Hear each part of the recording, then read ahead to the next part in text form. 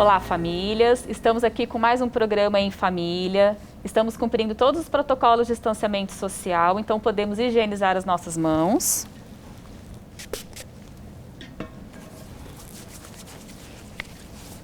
Vamos retirar as máscaras e higienizar as mãos novamente.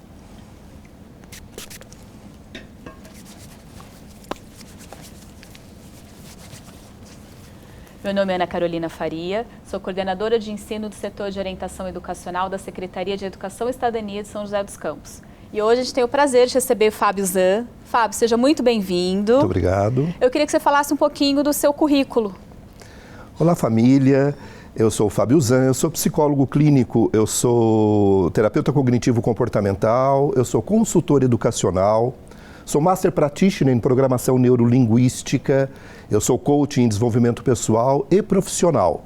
Dou aula também na pós-graduação com o curso de coach educacional e gestão de sala de aula e também dou formação para os professores da rede de neurociência e a contribuição de neurociência para a educação.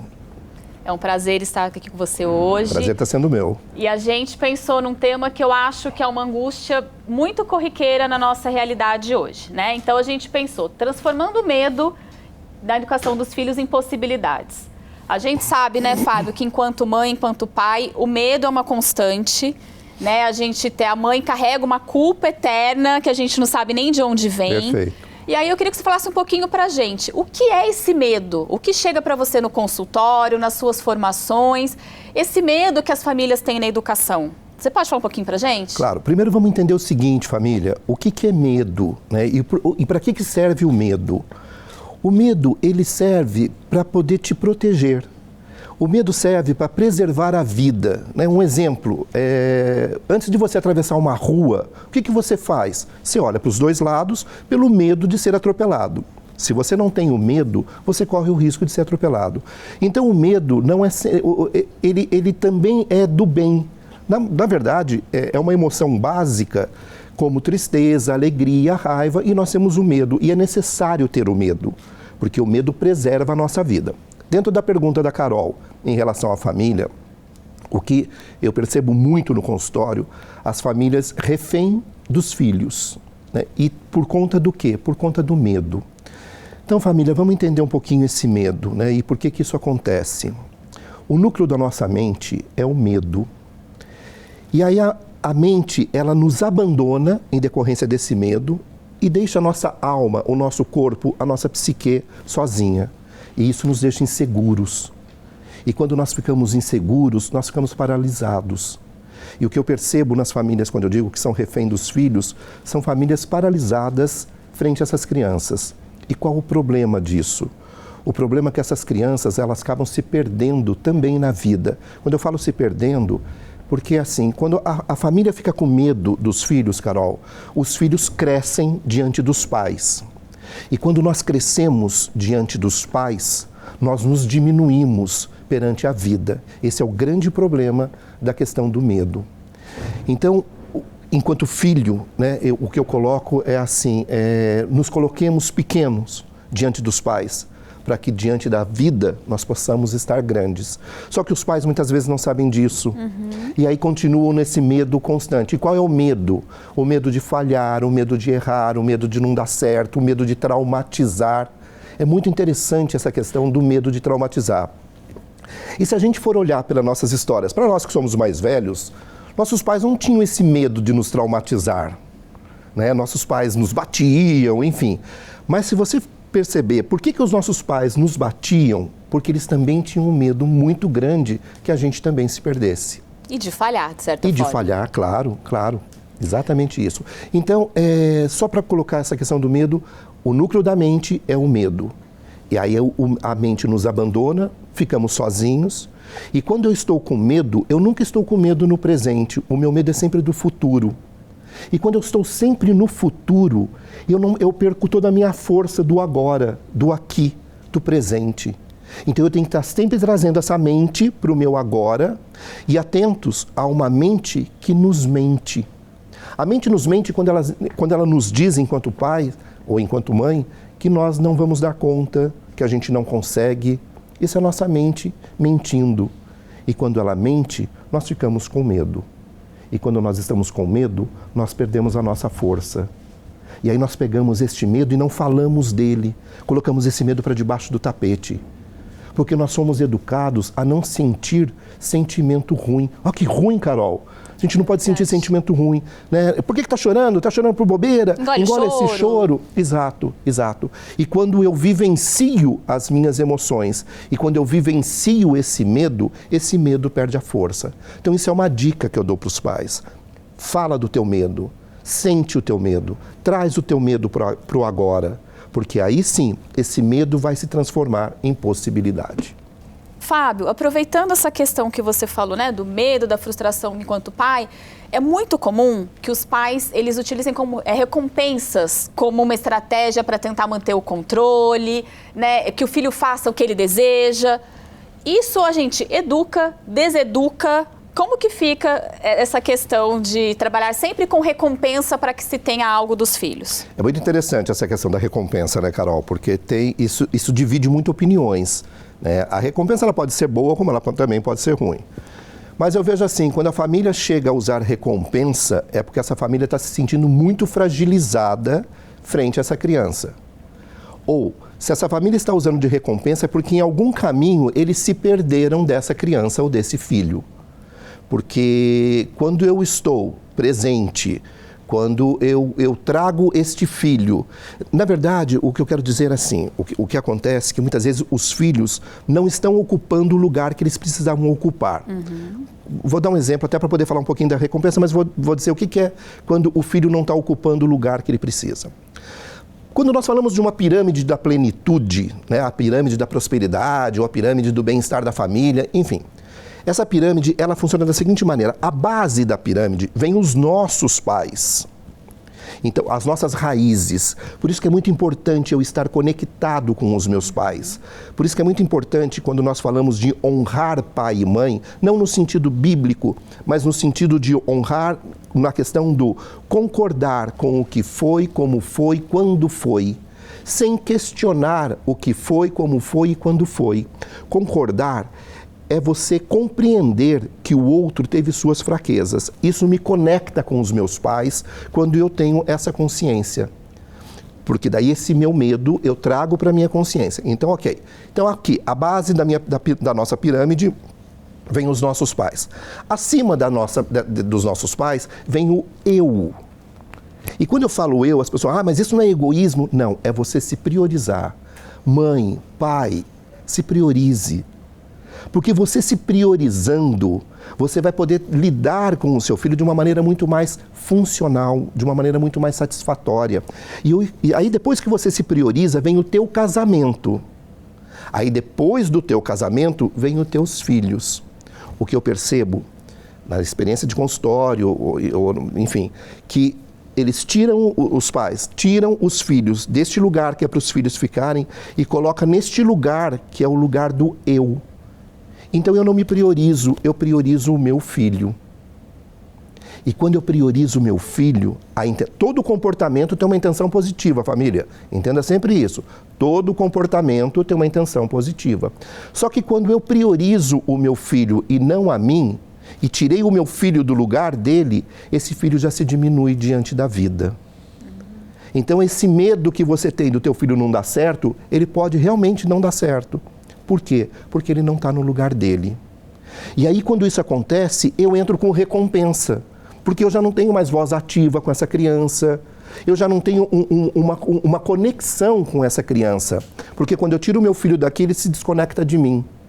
Porque eu não estou me priorizando. E se eu não me priorizei, tirei meu filho daqui, meu casamento também já desanda. Então, olha o que a gente tem que ficar atento, família.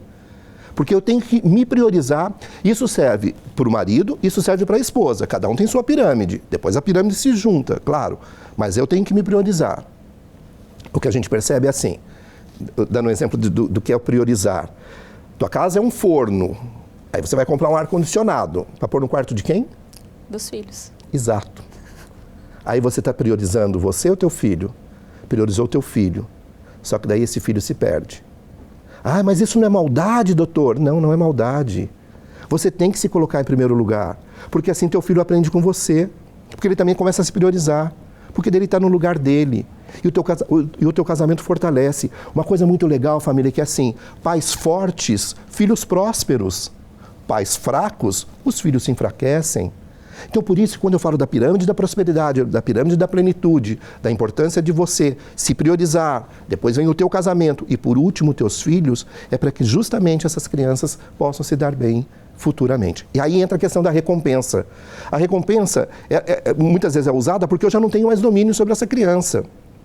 Porque uma coisa é conscientizar a criança das obrigações que ela precisa.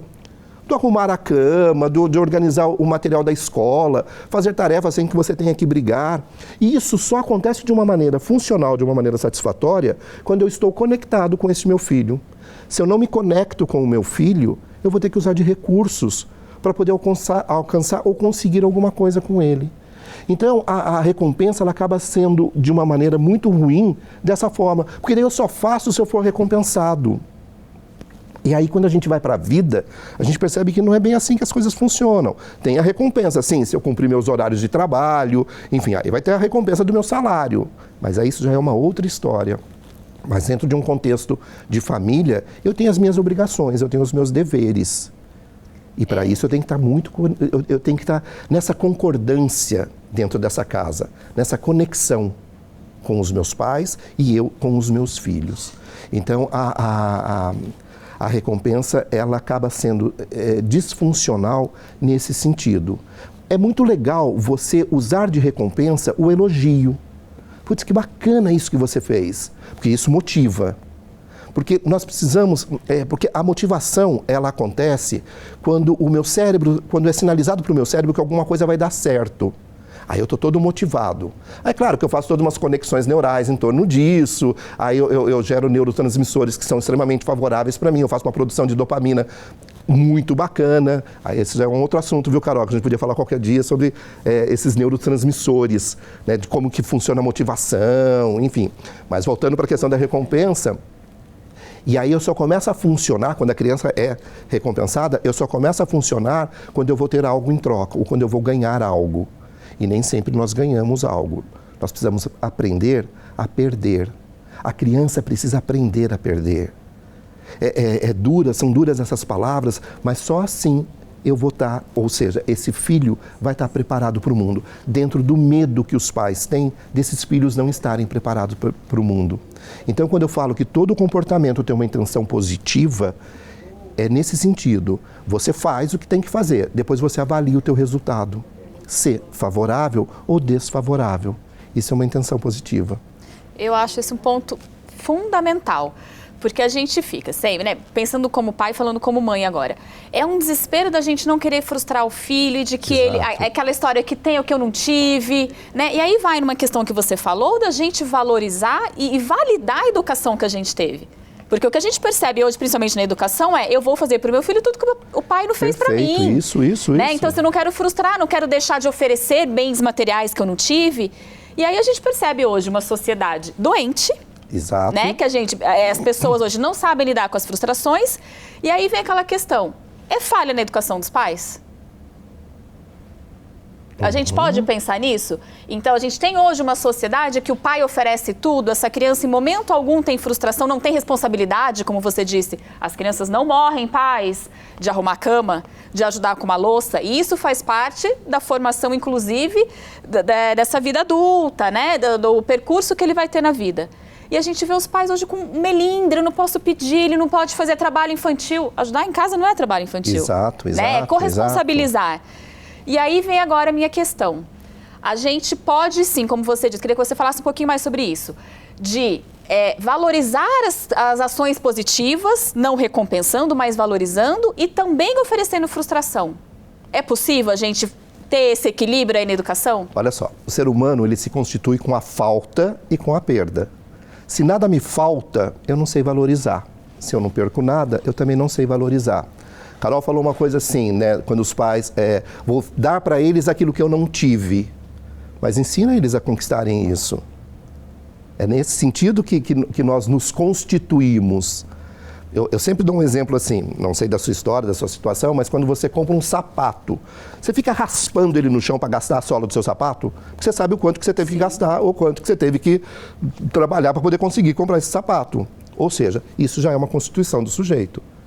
Se eu não sei o valor das coisas, eu não valorizo nada, tudo para mim do jeito...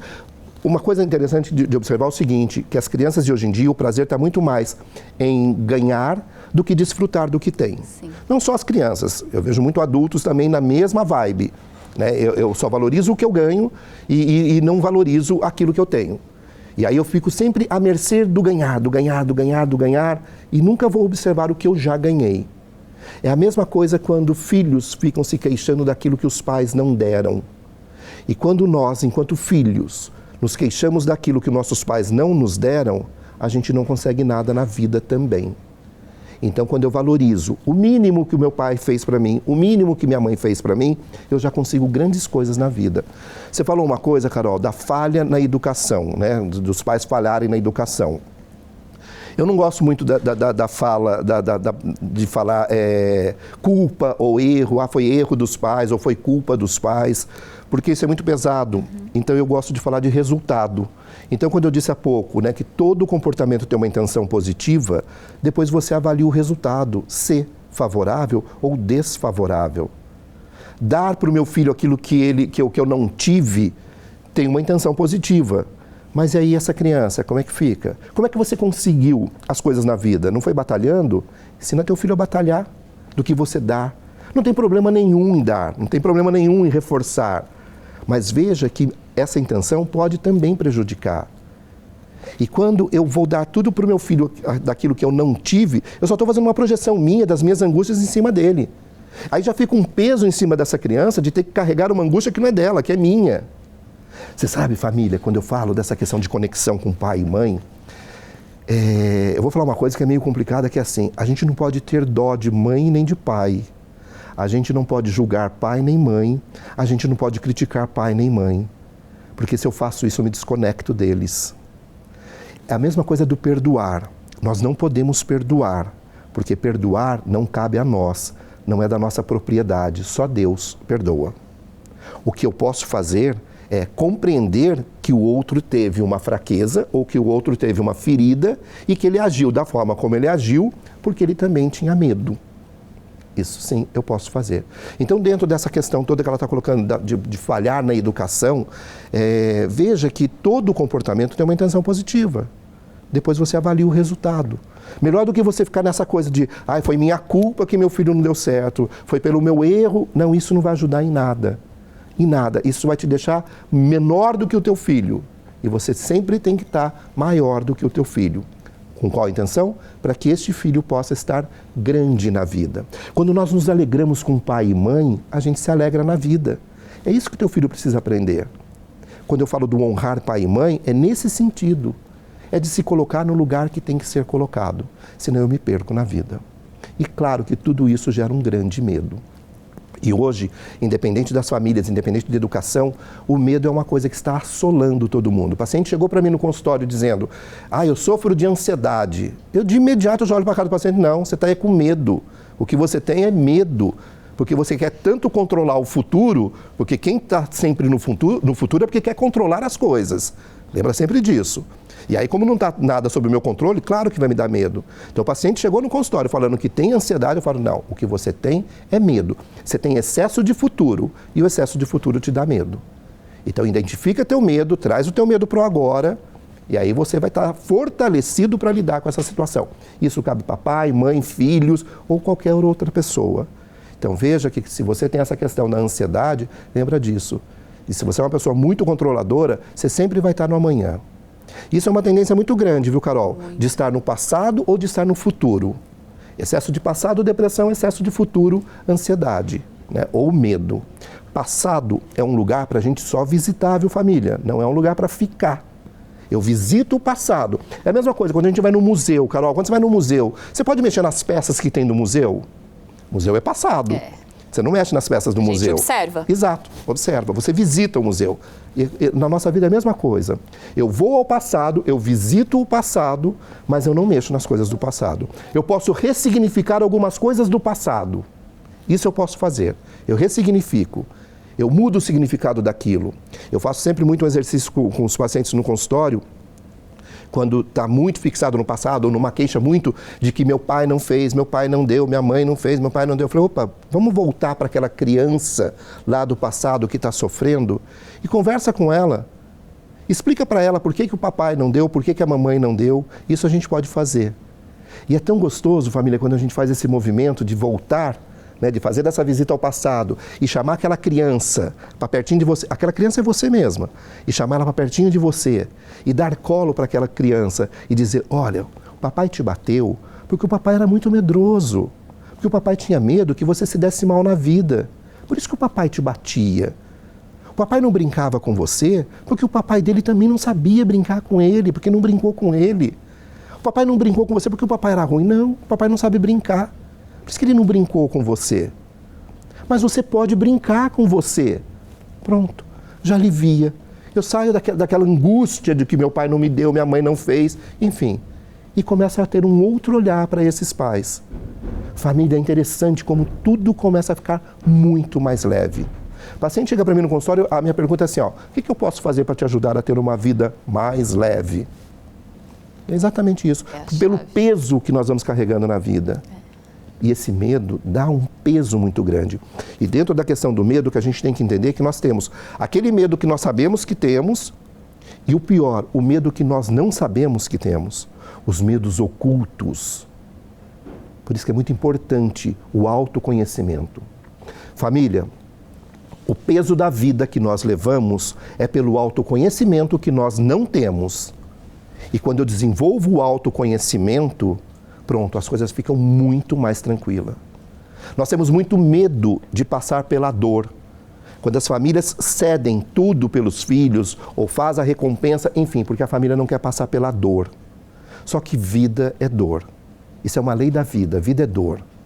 E eu preciso passar pela dor. Ninguém nasceu para sofrer, mas a dor faz crescer. E eu aprendo com a dor.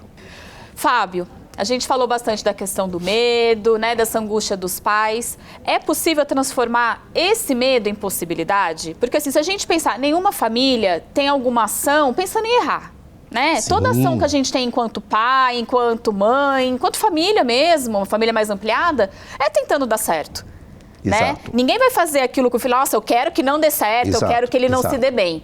Então, assim, às vezes as ações não são tão bacanas, né? O caminho ali não foi muito legal, mas a gente sempre tentando acertar. Aí, voltando, esse medo, ele pode ser uma possibilidade? Sim. Para cada coisa que nos limita, existe uma que possibilita. Então, eu tenho que identificar aquilo que me limita.